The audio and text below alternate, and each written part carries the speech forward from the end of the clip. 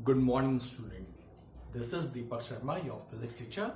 Hope you all are well, safe, and secure in your houses.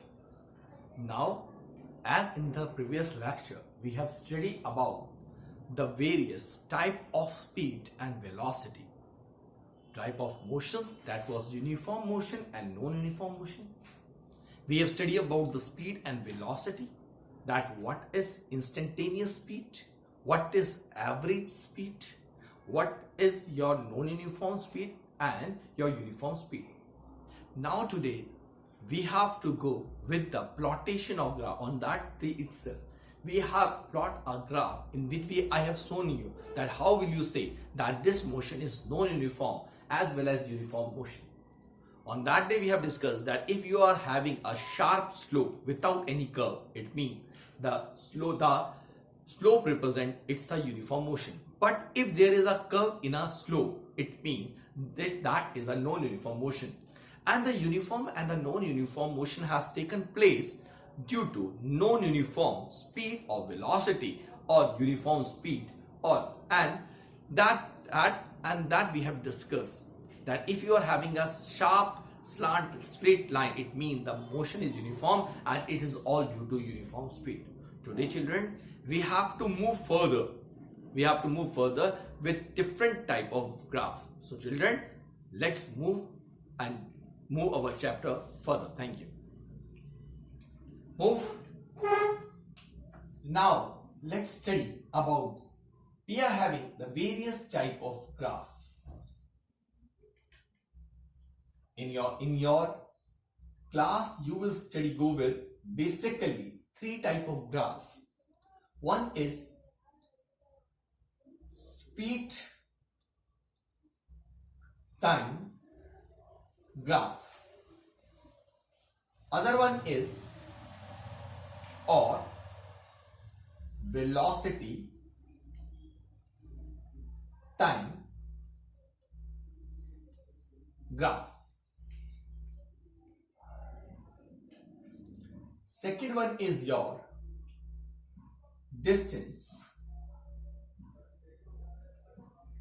time graph. Third one is your acceleration time graph. So children, before going up to this graph, let's study some more terms first. On that day, we have discussed about the speed and velocity. We are actually having two type of speed and velocity. One is known as initial velocity and other one is final velocity. Initial velocity is represented by u, while final velocity is represented by v. While if I would say change in velocity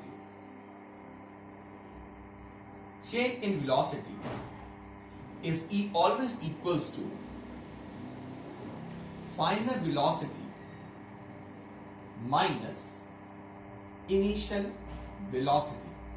That is, final means v minus u.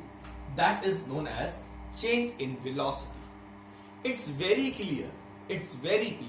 Let me give you an example. That if you were moving with a speed of, that's a person A moving with a speed of 20 km per hour. After time t, its velocity become 30 km per hour. So if I would like to find the change in velocity, it will be 30 minus 20, which is equals to 10 km per hour. That is change in velocity. Now it's not compulsory that the speed or velocity must increase. If let the person be moving with a velocity of 20 km per hour after time t, its velocity decreases to 10 or 5 km per hour. Then change in velocity is equals to final minus initial. Final is 5 and initial is 20. That give you minus 15 kilometer per hour. The sign, if you will see that here is a positive sign, while here it is a negative sign, while we have already discussed that velocity is a vector quantity, so the sign represents the vector quantity. Plus means change in velocity, or we can say that the speed has, from this we can say the velocity has increased, while we say here the velocity is decreased. Now that change in velocity or speed is being taken under a certain time drive. That is, ये जो velocity का change हुआ है ये किसी ना किसी time period पर हुआ होगा. ऐसा तो नहीं है, टाइम कभी नहीं रुकता. आप रेस्ट पर रहिए, you remain stationary, still the time will not stay, it will move continuously, it won't be going to stay. आप चाहे खड़े रहिए तब भी टाइम चलेगा, आप चलते रहिए तो भी टाइम चलेगा. समय, एक अगर मैं आपसे कहूं एक ऐसी फिजिकल क्वांटिटी का नाम बताओ, फिजिकल जो कभी जीरो नहीं हो सकती, जो कभी रुकती नहीं है, तो वो होगा टाइम. आप खड़े रहिए, आपकी पोजीशन चेंज नहीं होगी, लेकिन टाइम फिर भी नहीं रुकेगा. ठीक, आप चलते रहिए तो भी टाइम चेंज होगा. वो आगे की तरफ चलता है, वो पीछे की तरफ कभी भी नहीं चलता, एंड दैट इज टाइम. तो वही है, ये जो भी वेलोसिटी का चेंज हुआ होगा वो time that had been taken in terms of time, वो टाइम के साथ हुआ होगा. और वो टाइम के साथ हुआ बेटा, इसी को हम लोग बोलते हैं एक्सीलरेशन. इसको हम ए से रिप्रेजेंट करते हैं. And what is that acceleration? Acceleration होता है, अगर मैं बुकिश बात करूं, that is change in velocity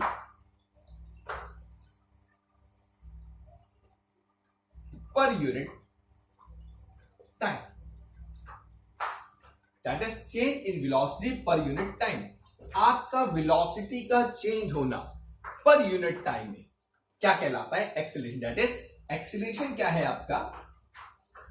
acceleration is change in velocity upon time taken.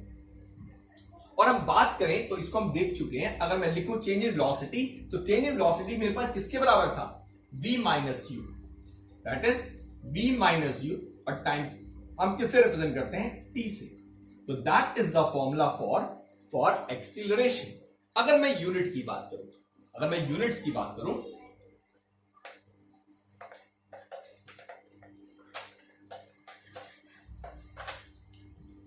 Acceleration, और मैं आपको बता दूं यहां पे एक्सीलरेशन की बात, ये आया आपके पास v minus you final minus initial upon time. अब मैं आपको यहां पे एक छोटा सा एग्जांपल समझाता हूं, बहुत ध्यान समझिएगा बेटे. अगर मान लीजिए मैं कहूं आपको 2 मीटर में से 1 मीटर सब्ट्रैक्ट कर दो, तो कितना मिलेगा आपको? 1 मीटर. मैं आपसे कहूं 2 मीटर में 1 मीटर ऐड ऑन कर दीजिए, आपको क्या मिला? 3 मीटर. मैं आपको कहूं 2 मीटर को मल्टीप्लाई कर दीजिए 1 मीटर से, तो शायद आपको मिलेगा 2 मीटर इंटू मीटर स्क्वायर. मैं कहूं आपके 2 मीटर को 1 मीटर से डिवाइड कर दीजिए, तो शायद आपको क्या मिलेगा? 2 आप डिवाइड करेंगे तो क्या मिलेगा आपको? 2. अब मैं आपको यहाँ पे क्या समझाऊंगा, बहुत इंपॉर्टेंट है, और बहुत जब हम बच्चों को सीनियर क्लास में बताते हैं तो बड़ा होता है, क्योंकि बच्चे से बहुत बिलीवली से पढ़ रहे होते हैं. मैं आपको यहाँ पर एक लॉजिक समझा रहे, कॉन्सेप्ट समझाना चाह रहा हूं, और वो कॉन्सेप्ट है यूनिट का. यूनिट वो जो एक फिजिकल क्वांटिटी को पहचान देती है. और यूनिट में अगर आप देखेंगे, यहां मैं लिख देता हूं, यूनिट कैन बी सब्ट्रैक्टेड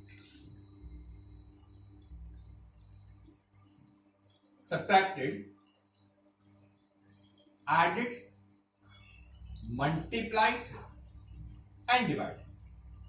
आप यूनिट को मल्टीप्लाई भी कर सकते हो, ऐड भी कर सकते हो, डिवाइड भी कर सकते हो, लेकिन आप ध्यान दोगे तो आप देखोगे जब आपने 2 मीटर में से 1 मीटर किया तो आपके पास मीटर मीटर मीटर ही मिला। ये नहीं कि मीटर भी माइनस हो गया ना, मीटर मीटर मीटर। जब आपने ऐड किया 2 मीटर में 1 मीटर ऐड किया तो भी आपको क्या मिला, मीटर मिला। लेकिन जब आपने मल्टीप्लाई किया तो मीटर मीटर से मल्टीप्लाई हो गया और मीटर मीटर मीटर स्क्वायर हो गया। तो मल्टीप्लाई, यूनिट को मल्टीप्लाई किया तो मीटर स्क्वायर हो गया। यहां आप देखें 2 मीटर को 1 मीटर से किया तो मीटर से मीटर कट गया और क्या मिला आपको, 2 मिला, लेकिन मीटर नहीं मिला। तो कहने का मतलब यह है कि जब आप यूनिट को ऐड करते हो तो वो डबल, वो यूनिट कभी ऐड नहीं होती कि यूनिट मीटर मीटर 2 मीटर ना, मीटर मीटर क्या देगा आपको, मीटर ही देगा। मीटर मीटर ऐड करोगे तो मीटर, लेकिन मीटर मीटर को मल्टीप्लाई करोगे तो मीटर स्क्वायर हो जाएगा। मान लीजिए मैं और एक एग्जांपल लेता हूं, यहां पे थोड़ा ध्यान दीजिएगा।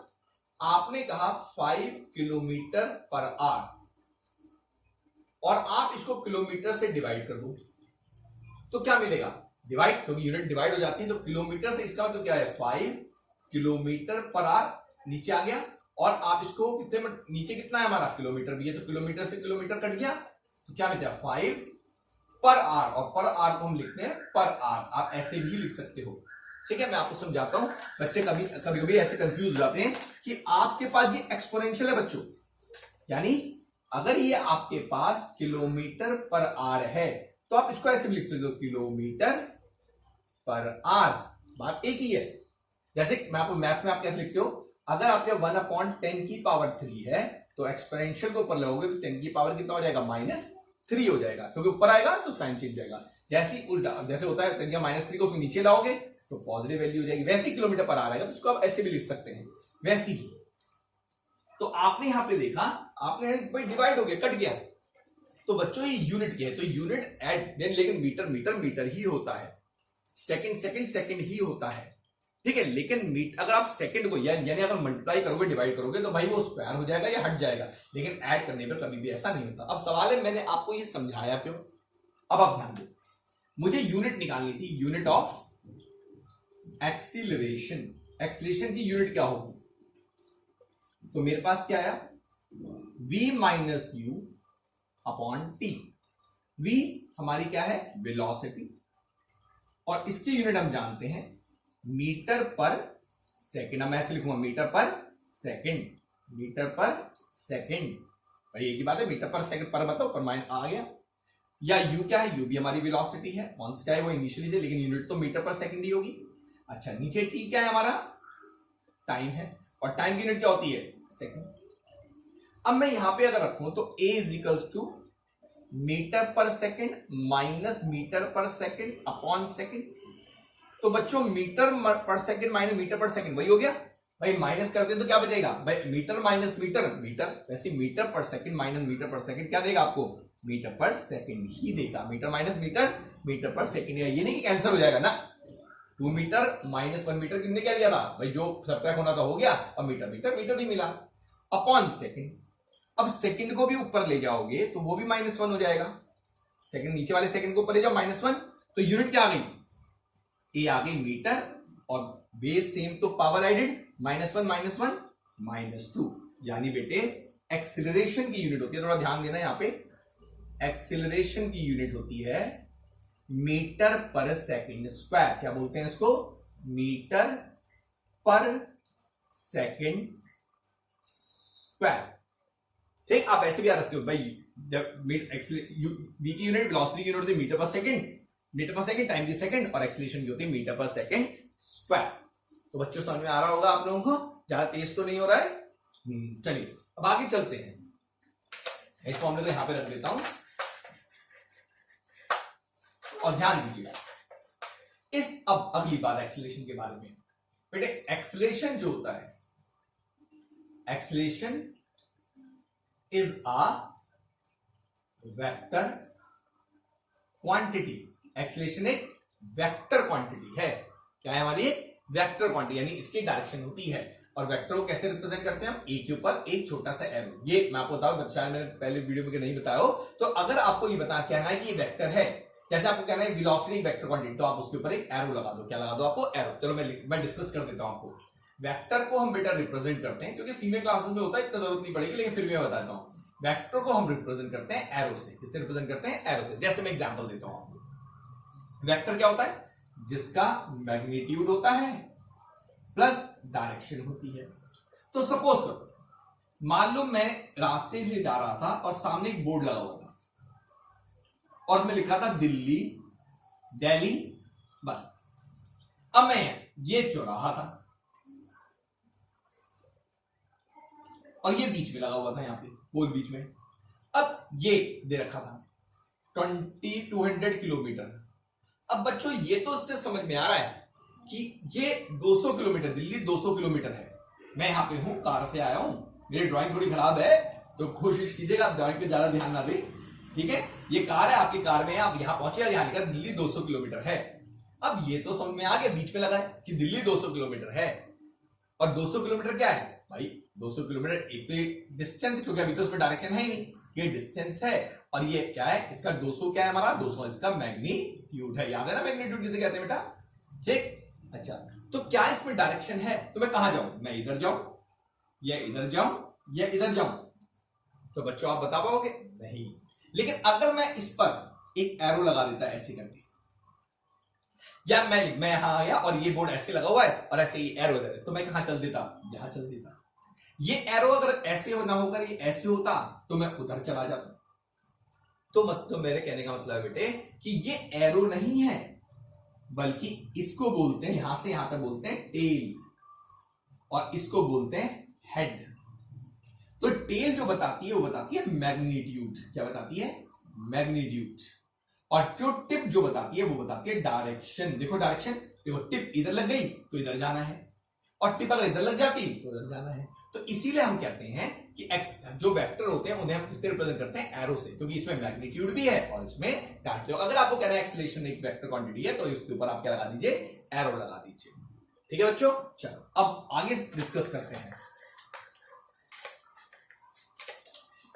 अब आपने देखा था, इससे पहले जब मैंने एग्जांपल लिया था तो मैंने देखा था एक, या मैं दोबारा से लिख देता हूं उस एग्जांपल। ए था, मेरे ख्याल से ये 20 किलोमीटर पर आ था, और थोड़ी दूर जाकर टी टाइम बाद टाइम, अब मैं टाइम लिखता हूं, मान लो 2 घंटे के बाद इस ए की वेलोसिटी हो गई 30 किलोमीटर पर आवर। एक और एग्जांपल बच्चों मैंने लिया था, शायद ये ए है, सॉरी हाँ मैंने बी लिया था, और ये मेरा बी, और ये मेरा 20 किलोमीटर पर आवर पे था। और मैं अब टाइम डाल देता हूं यहाँ पे, टाइम मेरा पास 2 घंटे बाद इसकी वेलोसिटी हो गई 5 किलोमीटर पर आवर।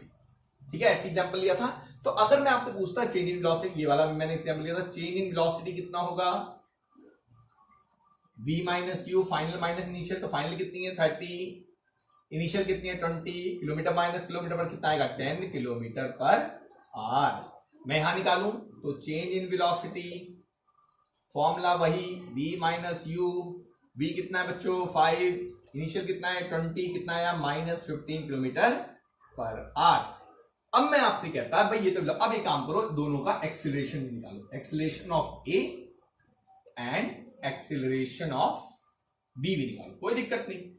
एक्सीलरेशन का फॉर्मूला क्या था, change in velocity upon time. तो चेंज इन वेलोसिटी ए वाली निकालो, एक्सीलरेशन ऑफ ए निकाल रहा हूं पहले मैं, ऐसे लिख लेते हैं इसको, एक्सीलरेशन ऑफ ए वाली, ऊपर वाले के लिए करना है।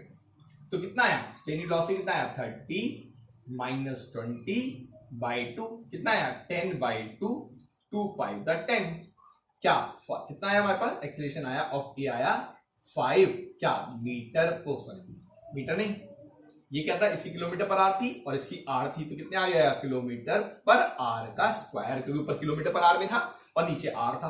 भाई ये किसमें था, किलोमीटर पर आर में था और नीचे आर में था, तो यूनिट क्या हुई, किलोमीटर पर आर स्क्वायर। अच्छा, अगर मैं बच्चे बी की निकालता, बी का निकालता, हर एक चीज को नोट करते रहिएगा, मैं फिर आपसे रिक्वेस्ट कर रहा हूं, note down each and everything in your notebook. कोई एक्सीलरेशन ऑफ बी निकालता, फिर फॉर्मूला वही लगता, चेंज इन वेलोसिटी कितनी निकली इसकी -15/2, कितना आएगा 2 7 15, 2 5 10, इतना किलोमीटर पर आवर स्क्वायर। तो बच्चों ये एक्सेलरेशन माइनस में आया और ये एक्सेलरेशन हमारे पास पॉजिटिव में आया। क्या इसका कोई मीनिंग है? बच्चों है बेटे, अगर आपका, मैं आपको बता, if acceleration is negative, if acceleration is negative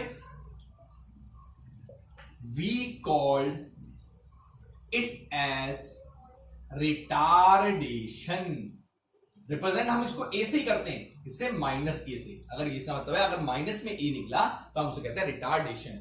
if acceleration is positive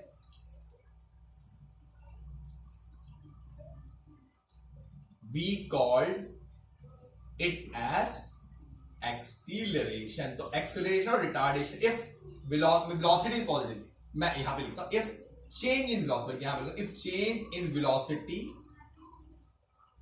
is negative, और यहां लिखता हूं if change in velocity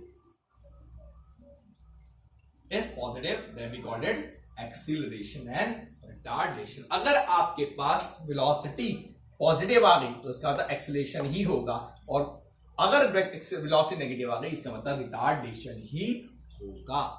तो बच्चों मैं आपको क्या समझाना चाह रहा हूं, एक्सेलरेशन क्या है? एक्सेलरेशन है चेंज इन वेलोसिटी।